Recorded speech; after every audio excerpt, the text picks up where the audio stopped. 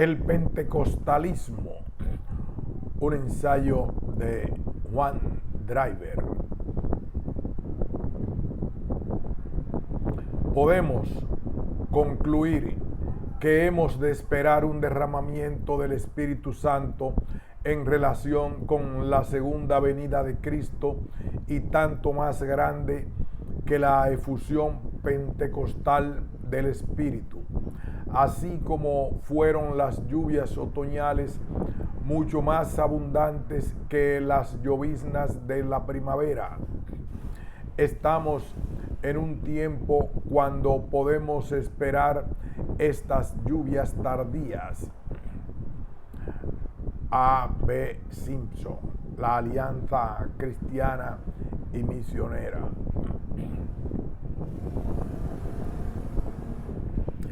Gritaron durante 3 días y 3 noches. Era la Pascua de la Resurrección. La gente llegó de todas partes. A la mañana siguiente, uno no podía ni acercarse a la casa. A medida que la gente entraba, caían bajo el poder de Dios, y la ciudad entera fue conmovida. Gritaron hasta que los cimientos de la casa cedieron, pero nadie sufrió daño. Pentecostal Evangel, 6-4, 1946. Era algo muy extraordinario que pastores blancos del sur gustosamente se prepararon para ir a Los Ángeles con los negros para poder tener comunión con ellos y recibir mediante sus oraciones e intercesiones las bendiciones del Espíritu.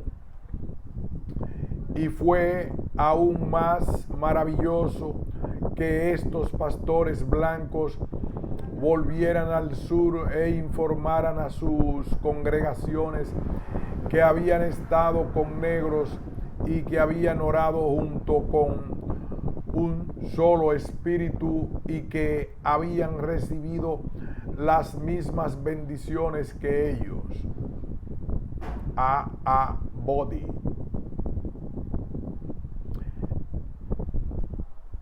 Yo honestamente pienso que todo hijo de Dios debe, desde el primer momento de su fe, darse cuenta de que Cristo le es hecho a su satisfacción.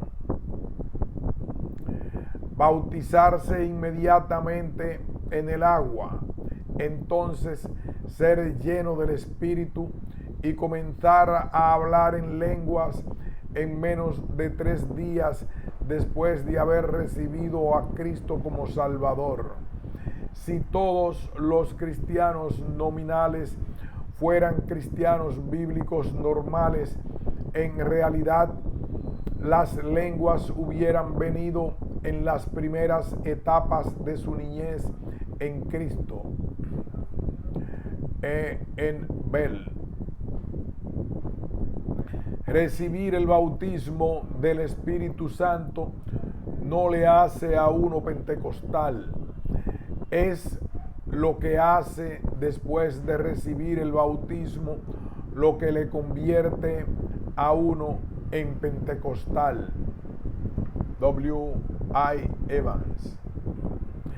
Desde sus mismos comienzos, el movimiento pentecostal se ha caracterizado por los principios cuáqueros, las leyes del reino dadas por nuestro hermano mayor Jesucristo en su Sermón del Monte, que ha sido adoptadas sin reservas, y consecuentemente el movimiento se ha opuesto a todo derramamiento de sangre humana y a la resistencia contra la agresión.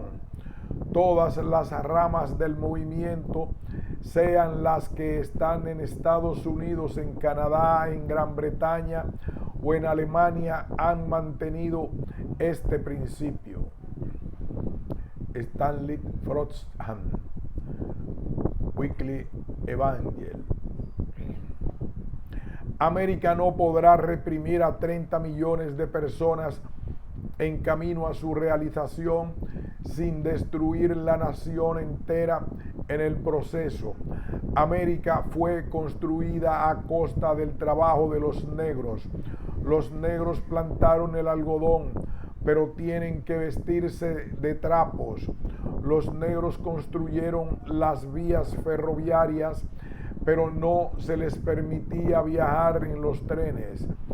Un médico negro descubrió el plasma sanguíneo, pero murió cuando nadie le quiso dar una transfusión de sangre. Esta situación no puede ser cambiada por medio de la violencia de las armas, sino solo por la violencia de la no violencia. Arthur Breither, evangelista pentecostal, Chicago. El pentecostalismo ha sido un movimiento explosivo de difusión global. Es un movimiento complejo y multifacético. Incluye el pentecostalismo clásico, que surgió a principios del siglo XX, y el neopentecostalismo o movimiento carismático, que surgió en la sexta década de nuestro siglo y que ha hecho sentir su presencia en todas las confesiones y denominaciones en el curso de la segunda mitad de este siglo.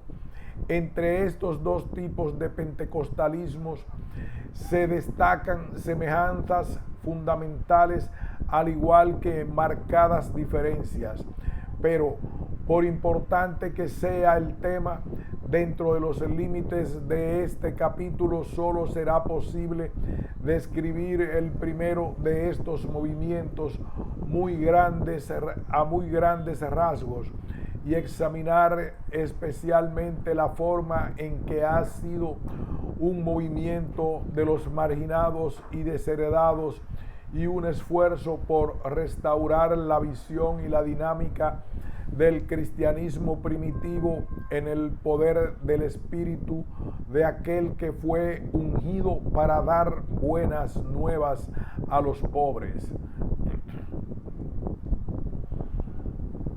Los comienzos del movimiento pentecostal en los Estados Unidos. Charles F.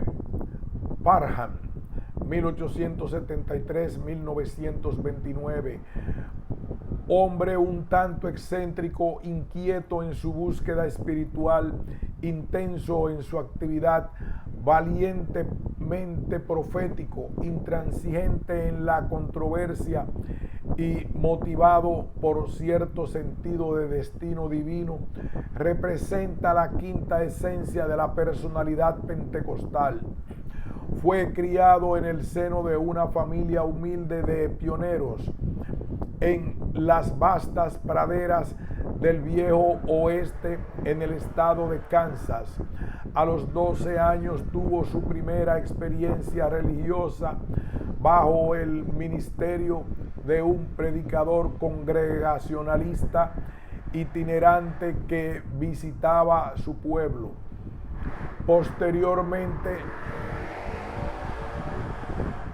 Posteriormente, la familia estableció relaciones con el pastor de una denominación que enfatizaba la santidad de vida y una experiencia espiritual de tipo carismático, elementos que habrían de caracterizar el ministerio de Parham. Tras la muerte de su madre, el padre de Parham se casó con la hija de un predicador metodista itinerante. Era una joven de profunda espiritualidad y fortaleza de carácter, con una predilección por las manifestaciones de poder de la religión de antaño. y a la edad de 15 años encontramos al joven Parham comenzando sus primeras reuniones de evangelización. Estudió 2 años del curso normal en la academia asociada de una institución metodista en un pueblo cercano, pero reconoció que sus tareas religiosas no le dejaban tiempo adecuado para sus estudios. Su estado de salud nunca había sido tan bueno y cuando ésta se deterioró al punto de poner en riesgo su vida, a los 18 años de edad, Parham suplicó la sanidad, prometiendo dedicarse al ministerio cristiano. A partir del año 1893, Parham comenzó una serie de pastorados en congregaciones metodistas con licencia provisional. Pero después de un par de años sin resultados visibles, se volvió inquieto, renunció a su filiación metodista y se inició en un ministerio evangelístico independiente. Pensaba que el verdadero cristianismo bíblico difícilmente podía experimentarse en un contexto denominacional tradicional y comenzó a llamar su visión la fe apostólica. En su itinerancia encontró a muchas personas abiertas a sus ideas y sus preocupaciones por la santidad de la iglesia. Entre sus contactos personales se encontraba un cuáquero inglés, David Baker, con quien se dedicó al estudio de la interpretación de la Biblia, que contribuyó al radicalismo que habría de caracterizarlo durante el resto de su vida. Formalizó esta nueva predilección por la espiritualidad cuáquera, con su dependencia directa en el Espíritu de Dios y su profunda antipatía hacia las instituciones y convenciones de la cristiandad establecida, y se casó con la nieta de Baker. Una nueva crisis de salud le llevó a orar por su sanidad y una vez restablecido comenzó a integrar la sanidad en su mensaje evangelístico. En su ministerio enseñaba la salvación, la sanidad y la santificación por la fe, la imposición de manos, el bautismo del Espíritu Santo y fuego y la segunda venida de Cristo. Enfatizaba cada vez más la sanidad y llegó a señalar que esta es parte de la obra redentora de Cristo y debe ser tanto un aspecto del Evangelio como lo es el perdón de los pecados. Finalmente llegó a abogar por la normatividad de la santificación como una segunda obra de gracia, posición sostenida por el movimiento de santidad presente en las corrientes wesleyanas y también por una experiencia adicional, el bautismo del Espíritu Santo. Después de viajar por todo el sector noroeste de los Estados Unidos y aún hasta Canadá para explorar las últimas verdades restauradas por los movimientos de los postreros tiempos, abrió una escuela bíblica para difundir su visión en Topeka, Kansas. En sus viajes, Parham había recibido la influencia de un ex ministro de los Bautistas Libres que compartió su visión de la restauración de todas las cosas y la realización del reino de Dios. Entre otras cosas, Esto incluía la recuperación de una fe plenamente apostólica en los últimos tiempos, intensidad de la experiencia religiosa y apertura de las revelaciones del Espíritu. Por su parte, Parham había llegado a enseñar un bautismo del Espíritu y fuego como experiencia posterior a la santificación. El 1 de enero de 1901, una de las estudiantes en la escuela bíblica de Parham pidió oración con imposición de manos a fin de recibir el bautismo del Espíritu Santo y fuego, y efectivamente recibió el don de lenguas. A los pocos días, más de una docena de personas habían hablado en lenguas, y Parham concluyó que el don de lenguas era la evidencia bíblica de haber sido bautizado en el Espíritu Santo. La experiencia de las lenguas era para Parham una dimensión más de la fe apostólica y neotestamentaria que él intentaba restaurar. Esta experiencia de restauración de la fe apostólica marcó el fin de la escuela bíblica.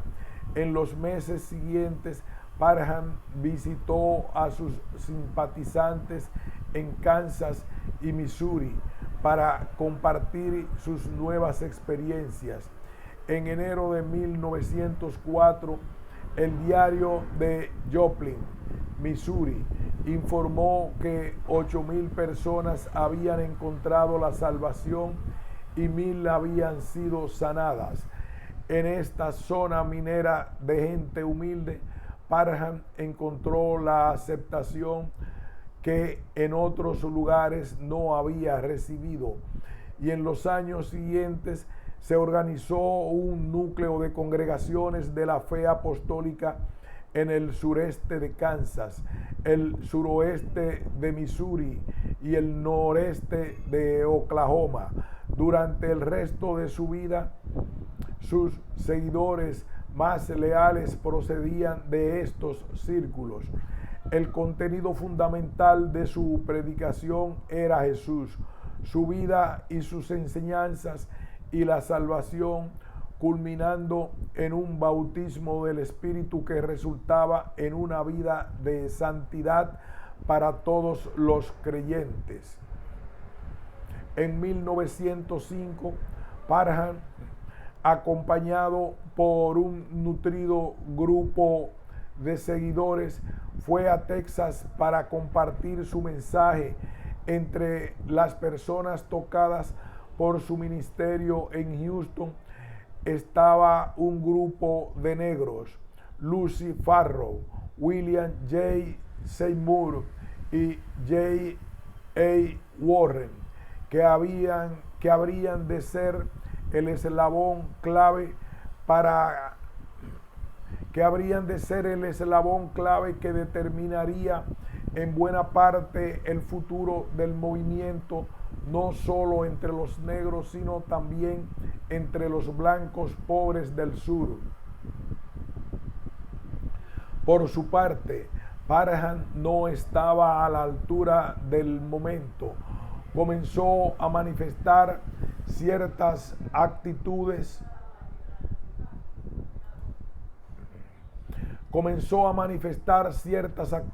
racistas que no pudo superar, y tristemente de allí en adelante su ministerio continuó bajo sombras y sospechas.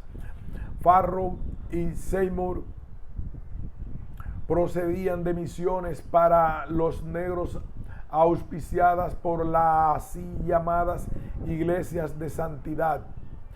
En ellas conocieron a Nellie Terry, una negra de Los Ángeles que participaba en una misión de la misma corriente, cuya pastora había sido expulsada por fomentar la experiencia de santificación mediante una crisis espiritual. De vuelta a Los Ángeles, ella animó al grupo para que invitaran a Seymour como pastor asociado. En enero de 1906, Seymour partió hacia Los Ángeles y poco después Lucy Farrow y J.A. Warren se unieron a él en la obra. Allí, en un sector humilde de la ciudad, los tres comenzaron a compartir el mensaje de la fe apostólica que habían recibido de Parham, entre personas que procedían de misiones independientes cuyos líderes estaban ansiosos de recibir el nuevo derramamiento del Espíritu Santo prometido para los postreros tiempos.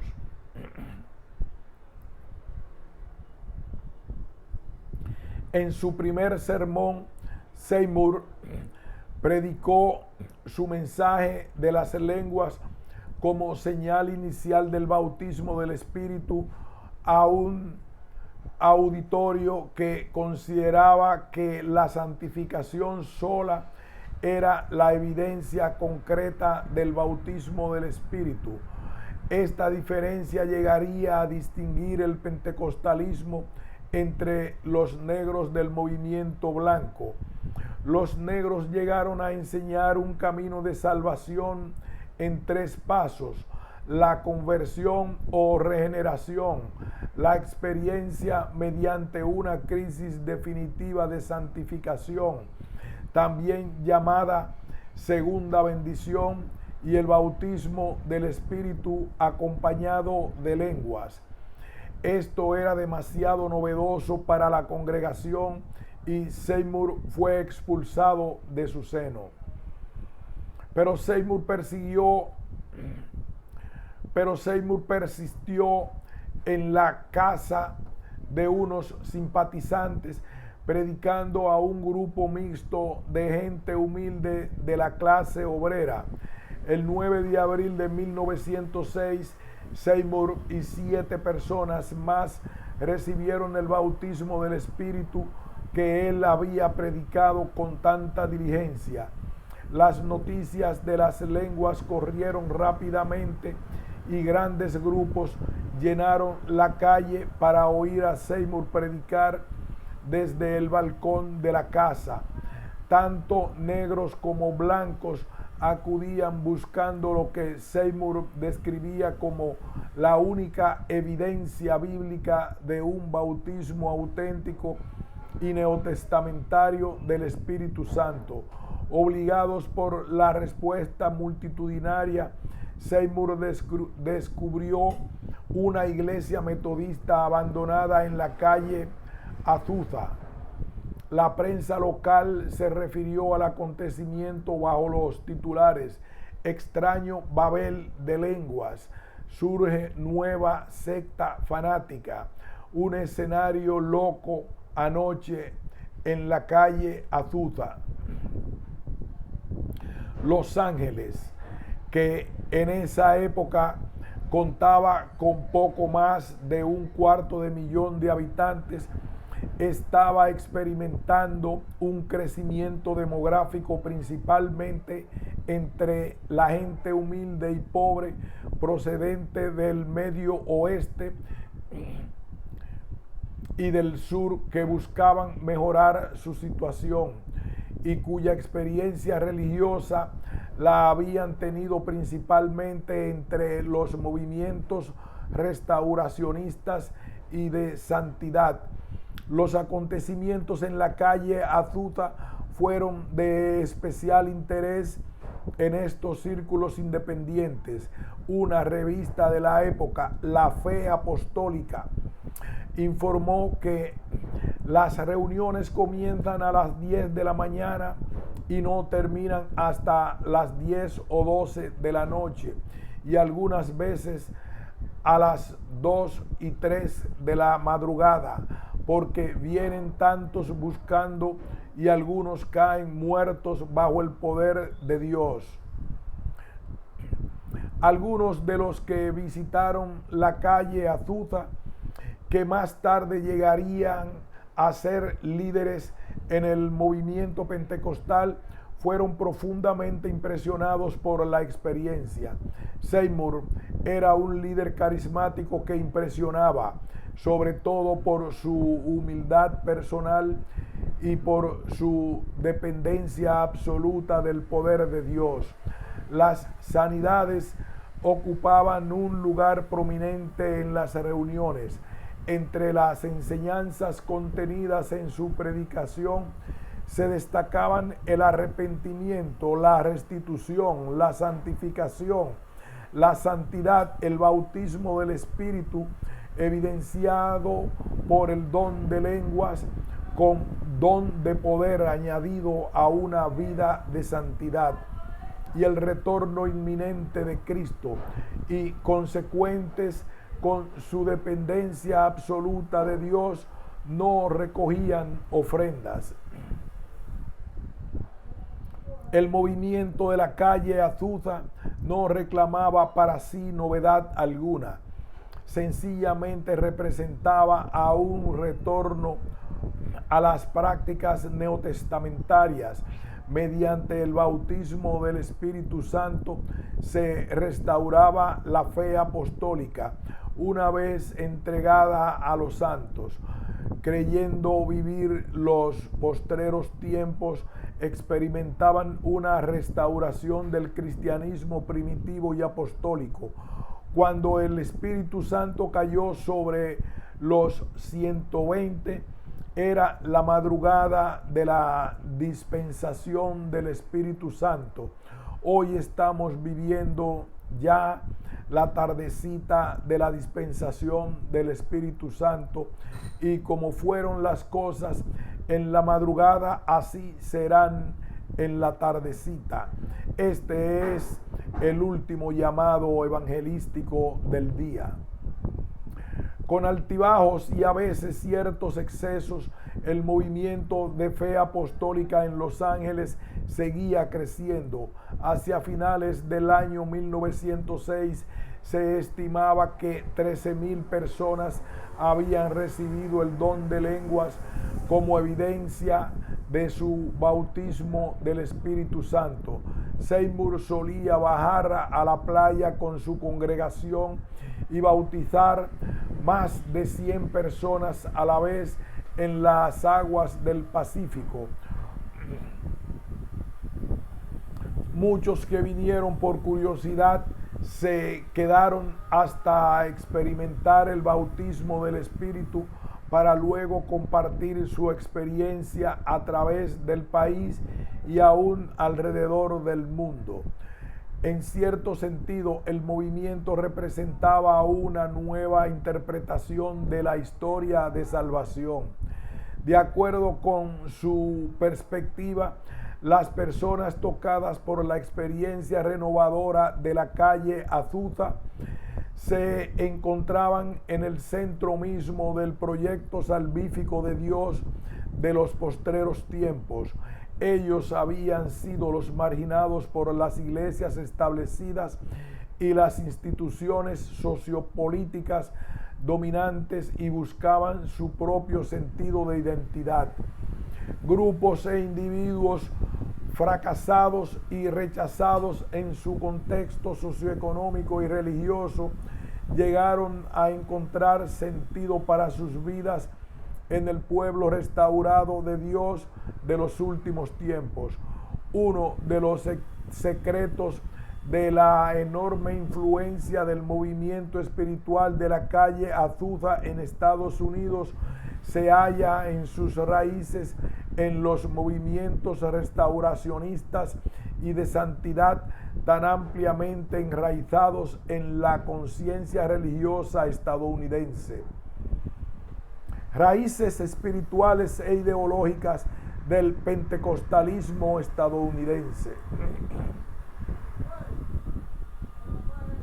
Una corriente de espiritualidad estadounidense que contribuyó al surgimiento del pentecostalismo fue el movimiento de santidad, con sus raíces principalmente en el metodismo norteamericano.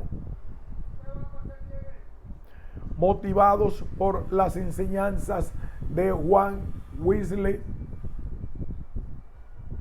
sobre la perfección cristiana y los poderosos signos sobre el tema de la experiencia espiritual de su hermano Carlos, los promotores metodistas de la santidad se referían a la posibilidad de una santificación entera.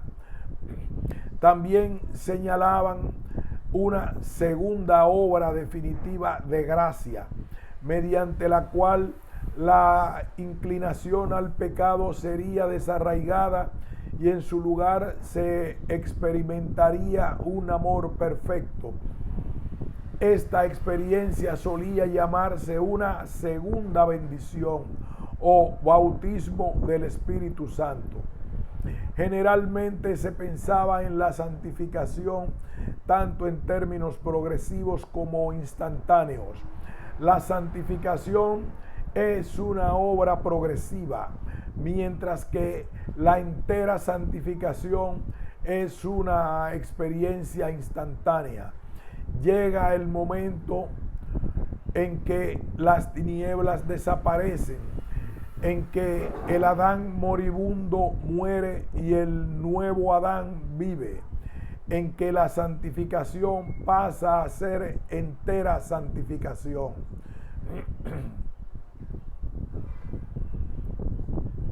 Especialmente durante las últimas décadas del siglo XIX, este movimiento de santidad enraizado en el wesleyanismo estadounidense produjo una espiritualidad característica mediante sus signos y cantos, sus típicas y extensas reuniones de predicación evangelística y su profundización en la santidad. Se enseñaba la realidad de dos experiencias espirituales. En la segunda, las personas recibían un poder nuevo. Este movimiento tendía a concentrarse entre los sectores campesinos y entre los blancos y negros de condición humilde en el sur y el oeste de los Estados Unidos. Sobre todo los negros pasaban por momentos muy críticos en su lucha por encontrar un sentido de identidad como pueblo y recobrar su dignidad personal tras su larga experiencia de opresión esclavista. La otra corriente tributaria del pentecostalismo fue el movimiento restauracionista. Durante el siglo XIX, los discípulos de Cristo, las iglesias cristianas e iglesias de Cristo fueron los principales portavoces de esta tradición en los Estados Unidos. Su visión de la renovación de la iglesia en su tiempo contenía varios elementos. Primero, vislumbraba una restauración de las prácticas y las formas neotestamentarias. Segundo, fomentaban la unidad y la sencillez que encontraban en la comunidad primitiva. Se enfatizaba la unidad fundamental en Cristo que debe caracterizar a los creyentes. Tercero, las expectativas escatológicas ocupaban un lugar muy importante. La restauración de la iglesia se consideraba como elemento intrínseco en el desenlace final de los propósitos salvíficos de Dios. Cuarto, se cuestionaba el denominacionalismo con sus respectivos reclamos de derecho de autoridad eclesial. Las tradiciones eclesiásticas y los credos con que solían definir sus identidades eclesiales eran objeto de sospecha en los círculos restauracionistas. Los hermanos de Plymouth, movimiento inglés contemporáneo, nos ofrecen un claro ejemplo de esta preocupación antieclesiástica. Así que el restauracionismo del siglo XIX contribuyó sustancialmente a la formación de una subcultura separatista que facilitaría el surgimiento del pentecostalismo, pues sus adherentes procedían principalmente de estratos sociales que se encontraban marginados por la corriente socio-religiosa predominante en los Estados Unidos. Como restauracionistas, ellos creían haber descubierto el camino bíblico a la superación en sus luchas diarias por la supervivencia. Pensaban haber descubierto de nuevo la dinámica, el mensaje y las formas del cristianismo primitivo. Durante las últimas décadas del siglo XIX, el protestantismo conservador en los Estados Unidos experimentó un interés creciente en la segunda venida premilenial de Cristo. La visión dispensacionalista de la historia, articulada por Juan Nelson Darby, proclamaba un inminente retorno de Cristo y un rapto secreto de la iglesia, seguido por un reinado milenario sobre la tierra. Con algunas variantes, la visión darbista llegó a ser influyente en amplios círculos evangélicos, incluyendo la Alianza Cristiana y Misionera, creada en 1887 a fin de fomentar la evangelización en los Estados Unidos y en el extranjero. Esta expectativa milenarista caracterizaba a los círculos evangélicos que dentro de un par de décadas verían nacer el pentecostalismo y ejercería una influencia decisiva sobre este nuevo movimiento. Otro énfasis del protestantismo estadounidense del siglo XIX que influyó considerablemente sobre el pentecostalismo era su visión de Cristo como sanador. Se había comenzado a enfocar la sanidad como aspecto integral de la obra redentora de Cristo y como uno de los dones del Espíritu Santo que corresponde a los postreros tiempos. En el sur de Alemania, un pastor reformado, Juan Christoph Blumhardt, 1805-1880, tuvo que confrontar el caso de una joven endemoniada en su congregación. Después de una lucha en oración que duró casi 2 años, la joven fue liberada gritando en su momento culminante: Cristo es victorioso. Esta experiencia condujo a una significativa renovación de la vitalidad espiritual y a la convicción de que, ya que Jesús es vencedor, el reino de Dios ha llegado a ser una posibilidad real para la vida actual. Su parroquia en Bad Boll no convirtió en un centro de ministerio donde personas de muchos países acudieron buscando renovación espiritual y sanidad física. Su parroquia en Bad Boll se convirtió en su centro de ministerio donde personas de muchos países acudieron buscando renovación espiritual y sanidad física. En las últimas 2 décadas del siglo XIX, A. J. Gordon, pastor bautista prominente, y A. B. Simpson, pastor presbiteriano y principal responsable de la organización de la Alianza Cristiana y Misionera, se convirtieron en portavoces influyentes que abogaban por la sanidad. Gordon enseñaba que de la manera en que Cristo redime del pecado, también redime del cuerpo de las enfermedades. Así Como la fe ha traído la salvación, así también mediante la fe se efectúa la sanidad.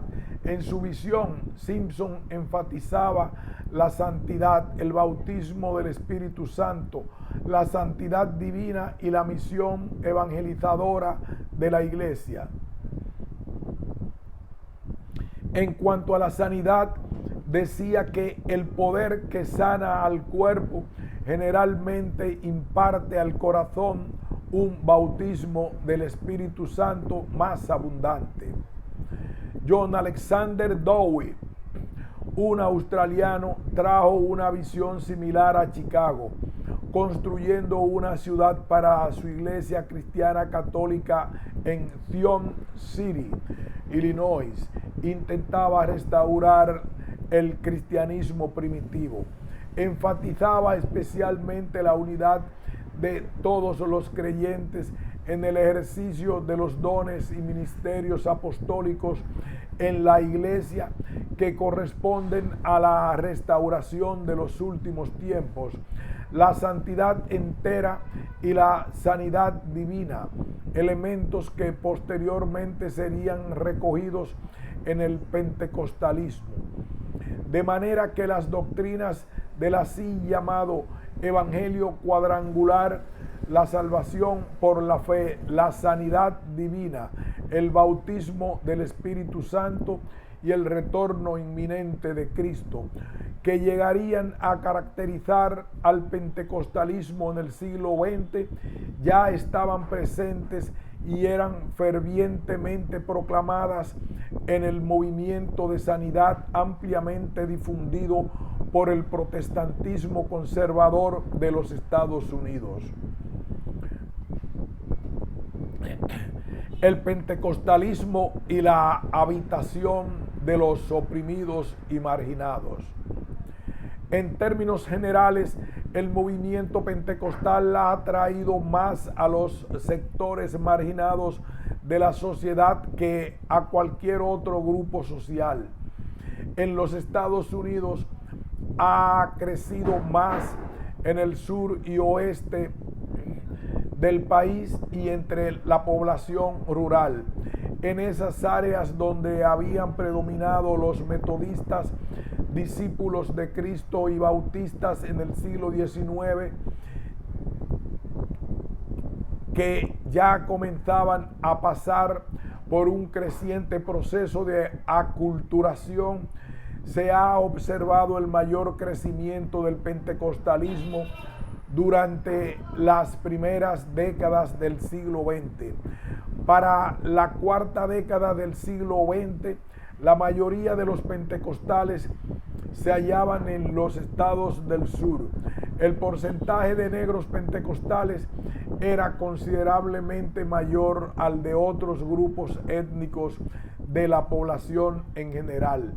El nivel económico entre los pentecostales era inferior al promedio de las iglesias norteamericanas en general y aún menor que el nivel económico de las iglesias de los negros en los Estados Unidos.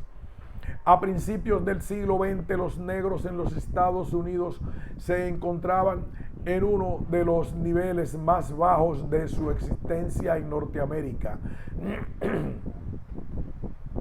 A este periodo se le ha llamado el nadir de los negros en los Estados Unidos. La violencia de los blancos amotinados contra los negros estaba en aumento y muchos de los negros vivían aterrorizados. Los que dependían de la precaria economía agrícola en el sur sufrían doblemente. En este ambiente, muchos negros abandonaron las iglesias tradicionales y otros encontraron nuevas esperanzas en el pentecostalismo, que les ofrecía una alternativa socio-religiosa compatible especialmente con el espíritu de los negros. Era la única institución en que los negros tenían a su alcance las posibilidades de una plena participación, no proscrita por consideraciones sociales, educacionales, raciales, económicas ni políticas. Incluso en los primeros años, la segregación racial fue superada precisamente entre dos grupos tradicionalmente distanciados, los blancos pobres y los negros pobres. Frank Bartelman, uno de los primeros líderes del naciente movimiento, dijo que la renovación experimentada en la calle Azusa, la segregación basada en el color de la piel, había sido borrada por la sangre de Cristo. Sin embargo, con algunas marcadas excepciones, esta nueva realidad no habría de perdurar en el pentecostalismo estadounidense. Poco a poco el movimiento fue controlado por blancos y los negros continuaron en sus propias congregaciones y formaron sus propias denominaciones. Cuando la comunidad pentecostal americana fue organizada en 1948, al fin de declarar al mundo la unidad fundamental de todos los creyentes bautizados por el Espíritu, ni siquiera una sola denominación pentecostal negra fue invitada a participar. Este poderoso movimiento de tanta atracción para los desheredados se extendió con relativa rapidez alrededor del mundo.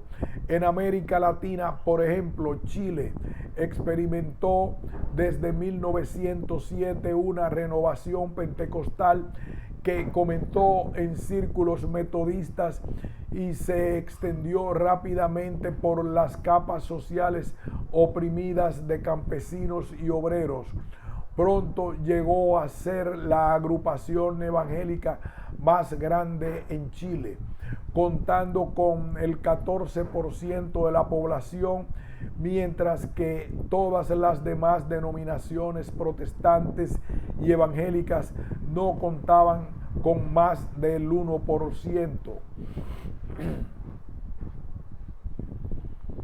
Las dos principales denominaciones pentecostales en Brasil, las Asambleas de Dios y la Congregación Cristiana de Brasil, surgieron alrededor de 1910. La primera por iniciativa de dos obreros suecos de condición humilde e inmigrantes en los Estados Unidos, Daniel Berg y Gunnar Wingren, y la segunda por un italoamericano de trasfondo valdense, Luigi Francescon, que recibió el bautismo del Espíritu Santo en Chicago de manos de uno de los iniciadores del movimiento en los Estados Unidos, William Durham. Desde sus mismos comienzos, estas iniciativas evangelizadoras han sido fundamentalmente laicas y de atracción poderosa entre las capas humildes y marginadas de la sociedad. Actualmente Brasil cuenta con unos 4 millones de pentecostales que componen el cuerpo evangélico más grande en el mundo latinoamericano. Se estima que aproximadamente el 70% de todos los evangélicos en Brasil son pentecostales. Esta historia se repite de país en país. El movimiento pentecostal italiano es el resultado del testimonio del italoamericano valdense Luigi Francescon, que convirtió a su compatriota Giacomo Lombardi al evangelio completo en 1908 en el Brasil. Lombardi volvió inmediatamente a Italia para comenzar la evangelización entre su propio pueblo. El movimiento se extendió rápidamente por toda la península italiana, a pesar de una severa represión oficial que obligó a los pentecostales a una existencia semiclandestina. Su expansión se ha desarrollado no en el norte industrializado, sino principalmente en el sur de Italia, zona caracterizada por una pobreza endémica. Actualmente habrá unos 250,000 pentecostales en Italia, más que el doble de todos los demás grupos protestantes juntos. La socióloga Elena Cassin ha interpretado el secreto del crecimiento pentecostal en la provincia sureña de Calabria en los siguientes términos, comillas: el éxito de las sectas de tipo pentecostal se explica principalmente por el sentido de igualdad real y solidaria que crea entre los miembros. En un país cuya sociedad está profundamente dividida por diferentes niveles jerárquicos, la posibilidad de igualdad social para los pobres resulta ser en realidad una trampa engañosa, y aún la igualdad ante Dios se vuelve ilusoria. Pero para los miembros y simpatizantes del grupo disidente, las cosas son diferentes. El pentecostalismo, más que cualquier otra secta, coloca un énfasis mayor sobre la igualdad, y por esta razón se han extendido más que los demás en Calabria y por todo el sur de Italia. Sin excepción, sus miembros son atraídos por las clases marginadas: pescadores, obreros, campesinos, empleados municipales, sepultureros y barrenderos. Son pobres, pero pobres con sentido de dignidad en medio de su pobreza, orgullosos de su ignorancia que les capacita para acercarse a la verdad del Evangelio. Cierre de comillas. Una situación semejante ha ocurrido entre los gitanos en el sur de Francia y España. La denominación evangélica de crecimiento más rápido en España es la Iglesia Filadelfia, compuesta principalmente de gitanos españoles que han sido marginados por la sociedad. Ellos han encontrado en la iglesia un lugar donde por primera vez en su memoria colectiva pueden llegar a ser gente, proceso que en algunos casos también les ha permitido por primera vez obtener su carnet de identidad española. Actitudes hacia el poder político y la participación en la guerra. Desde los comienzos del movimiento, los pentecostales se consideraban a sí mismos como peregrinos y forasteros en medio de los poderes de este mundo.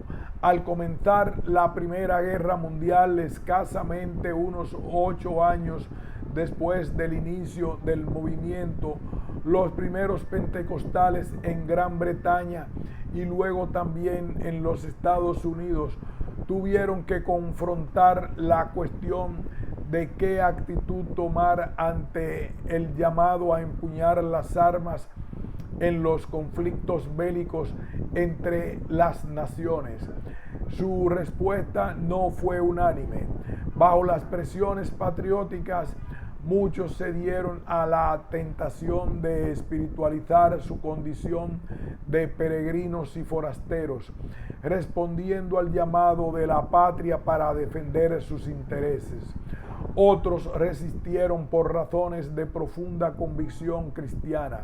En Inglaterra, donde la crisis se presentó primero, el pentecostal Alexander Boddy, ex ministro anglicano y de orientación fundamentalmente constantiniana,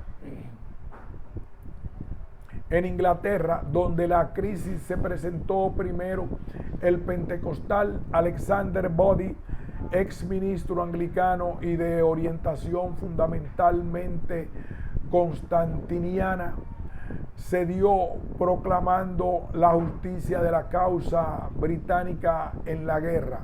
Sin embargo, líderes más jóvenes tales como Donald G. y Howard Carter rehusaron obedecer el llamado a las armas. Insistían en la primacía de su ciudadanía en el reino de Dios por encima de las lealtades patrióticas y las civiles que consideraban violatorias de los principios del Evangelio. Algunos fueron encarcelados por su objeción de conciencia. Mientras tanto, en los Estados Unidos también se desarrolló una convicción pacifista. En 1915, William McCafferty escribió en The Christian Evangel que la nueva ciudadanía celestial de los cristianos exigía el pacifismo. Insistía en que la guerra siempre era mala, fuera esta en defensa propia o en defensa de otras naciones indefensas. La palabra de Dios para la iglesia era vosotros, los que sois seguidores del príncipe de la paz, desarmaos. En varios artículos publicados en The Christian Evangel, Frank Bartleman se animó a criticar toda una serie de valores estadounidenses tradicionales. Al denunciar lo absurdo de la guerra, llamó a los pentecostales a una ética de amor. La guerra es completamente contraria al espíritu y la enseñanza de Cristo. El que participa en la guerra se pierde. El reino de Cristo no es de este mundo. Los líderes pentecostales de la época enfatizaban la participación de los cristianos en un reino eterno que los convertiría en peregrinos y en extranjeros en el país que fuera. El nieto de los fundadores del Ejército de Salvación, Samuel Booth Clibborn, también escribió en The Christian Evangel después de que los Estados Unidos entraron en la guerra y presentó la no resistencia como el camino para los cristianos. Con términos fuertes denunció la desgraciada idolatría del culto nacional en que los padres sacrificaban a sus hijos sobre los altares sangrientos del Moloch moderno del patriotismo y no tenían otra alternativa adecuada para los cristianos que el pacifismo. Aún en abril de 1917, el Presbiterio General de las Asambleas de Dios articuló una posición marcadamente pacifista. Si tomamos en cuenta que Estados Unidos ya estaba involucrado, aún en abril de 1917, el Presbiterio General de las Asambleas de Dios articuló una posición marcadamente pacifista. Si tomamos en cuenta que los Estados Unidos ya estaban involucrados en la guerra y que cualquier oposición corría el riesgo de ser considerada como sedición, tal declaración resulta sumamente significativa.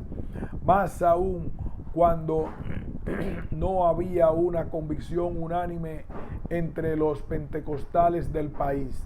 Desde sus mismos comienzos, el movimiento pentecostal se ha caracterizado por los principios cuáqueros. Las leyes del reino dadas por nuestro hermano mayor Jesucristo en su Sermón del Monte han sido adoptadas sin reservas y consecuentemente el movimiento se ha opuesto a todo derramamiento de sangre humana y a la resistencia contra la agresión. Todas las ramas del movimiento, sean las que están en los Estados Unidos, en Canadá, en Gran Bretaña o en Alemania, han mantenido este principio. Pero con el paso del tiempo comenzó a observarse una creciente aculturación social entre los pentecostales, especialmente en el estado de Texas. Se tendía a concebir, a identificar a Dios con la causa estadounidense. En 1918, cuando estaba concluyendo la guerra, el tejano E.N. Bell expresó su perspectiva personal. Según él, participar en la guerra no era pecado, aunque sí el odio.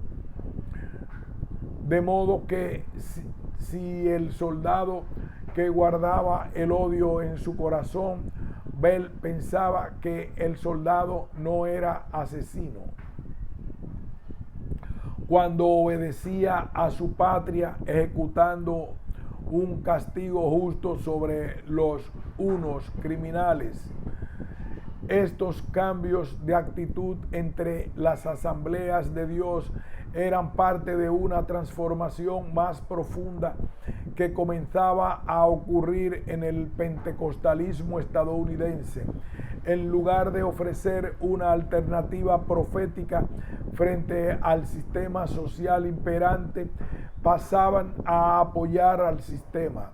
El historiador R. Lawrence Moore ha señalado que en los mismos años en que las innovaciones igualitarias empezaban a ser suprimidas, las condenaciones del patriotismo que aparecían en las revistas pentecostales dieron lugar a reproducciones de la bandera americana.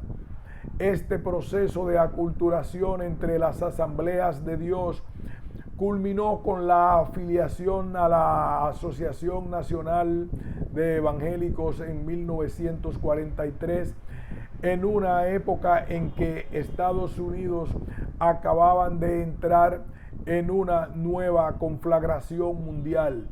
En esa ocasión, el presidente de la asociación, Harold Ockenga, dijo: creo que a los Estados Unidos de América se le ha asignado un destino comparable al del antiguo Israel, que fue favorecido, preservado, habilitado y guiado y usado por Dios. En el curso de una sola generación, el pentecostalismo estadounidense blanco, inicialmente un movimiento de los desheredados y marginados, había hecho las paces con el poder secular, y aún con los pentecostales negros no han podido librarse del todo de estas presiones para conformarse a los valores de la sociedad dominante y congraciarse con las autoridades seculares. El pentecostalismo negro. Sin embargo, entre los pentecostales negros el proceso de aculturación no ha sido tan rápido ni tan inclusivo. La Iglesia de Dios en Cristo, la principal denominación pentecostal negra y por mucho la más grande en los Estados Unidos, la Iglesia de Dios en Cristo cuenta con un doble de la membresía de las asambleas de Dios. Se distingue considerablemente de su contraparte blanca. Se solidarizaron más con las campañas no violentas de Martin Luther King que con la tendencia de los pentecostales blancos a identificarse con las campañas masivas de evangelización o con los programas de los teleevangelistas. El día en que King fue asesinado en Memphis, Tennessee, el gremio de los barrenderos y recolectores de basura se reunía en la iglesia del pastor C.H. Mason destacado líder del pentecostalismo negro desde los primeros años del movimiento en la calle Azusa. Hasta cierto punto, la muerte de King fue un ataque dirigido contra el pentecostalismo negro, pero no logró destruir su esperanza en el poder de la resistencia no violenta frente a los poderes del mal en la sociedad estadounidense. Su actitud hacia las campañas evangelísticas masivas en los Estados Unidos se refleja en el comentario del evangelista negro George M. Perry. Creemos en el contenido del mensaje de Billy Graham, pero no podemos acompañarle en su orientación blanca de clase media y suburbana, que no tiene nada que decir a los pobres ni al pueblo negro. Para los pentecostales negros, la santidad no es puramente cuestión de experiencias individuales, sino también comunitarias. Mientras que los pentecostales blancos subrayan la necesidad de conversión personal y la importancia de las decisiones éticas individuales por encima del cambio social, los negros enfatizan las dimensiones colectivas de la santidad, insistiendo en que amar al prójimo tiene consecuencias para las relaciones sociales. En palabras de un pastor negro de un estado sureño, el mayor cargo contra la iglesia del Señor Jesús en nuestro siglo es nuestra posición o falta de ella frente al problema de las relaciones raciales. Tenemos que escudriñar nuestros corazones para ver si en ellos hay malentendidos raciales, tanto de actitud como de acción. Para los pentecostales negros, el problema pentecostal es la alienación de los pueblos, y este distanciamiento tendría que ser sanado antes de poder sacudir al mundo con el mensaje pentecostal. Las formas del culto que caracterizan no solo a los pentecostales negros, sino también a todas las iglesias negras, están determinadas en gran parte por el hecho de pertenecer a una minoría desheredada y oprimida, y por las consecuencias sociales, económicas y políticas que resultan de esta marginación. Mediante sus cantos, sus oraciones, sus danzas, su música instrumental, sus testimonios y su estilo de predicación expresan una conciencia colectiva y un profundo sentido de identidad como pueblo que anhela su liberación en Cristo. De modo que su culto viene a ser una expresión espiritual vital de realidades vivenciales que inspira y vigoriza sus anhelos de una salvación auténticamente liberadora. Contrario a lo que muchas veces se ha imaginado, los espirituales negros no solo tocan temas ultramundanos y sin consecuencias sociopolíticas. El concepto teológico central que caracteriza a los espirituales negros es la liberación divina de los oprimidos. Por medio de estos cantos, los esclavos negros resistían la servidumbre impuesta por los blancos. La esclavitud no correspondía ni a sus tradiciones africanas ni al evangelio cristiano, tal como ellos lo habían llegado a comprender. Por eso ellos cantaban de un Dios que actúa en la historia y en su historia para liberar a su pueblo de todas sus servidumbres. En su culto, los negros reafirmaban y celebraban su dignidad como hijos e hijas de en la familia de Dios y rechazaban esa teología de los blancos con que intentaban justificar la servidumbre de los negros apelando a la revelación divina. El elemento común que caracterizaba todos los sectores del movimiento pentecostal primitivo, los negros, al igual que los blancos, era su condición de marginación socioeconómica y además de sus anhelos espirituales no realizados. Y gracias a una serie de características básicas presentes en el movimiento, experimentaron una auténtica liberación. El carácter laico del pentecostalismo desde el principio ha recuperado las llaves de la espiritualidad auténtica de las manos de una élite clerical y las ha colocado en manos de la gente común y corriente. Las vías directas e inmediatas de relación con Dios y el mundo de realidad espiritual han resultado atractivas para esas personas totalmente carentes de poder para influir en su propio destino y realizarse personalmente. El carácter marcadamente sobrenatural y experimental de la visión pentecostal ha servido para rehabilitar a los desvalidos y para revestir de poder a los débiles y victimados en la sociedad.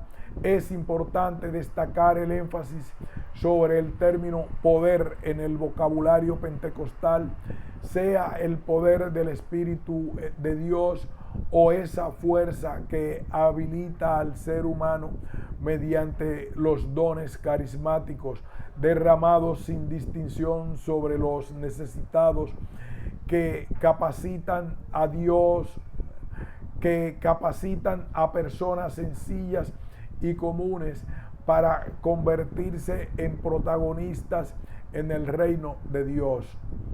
Asimismo, el carácter esencialmente oral y espiritual de la comunicación de la iglesia en el pentecostalismo resulta realmente liberador para todas las personas comunes y corrientes que han venido sufriendo bajo el monopolio intelectualista de los sistemas proposicionales y racionales de un cristianismo tradicional que ha intentado definir la verdad salvífica en términos casi exclusivamente doctrinales y dogmáticos.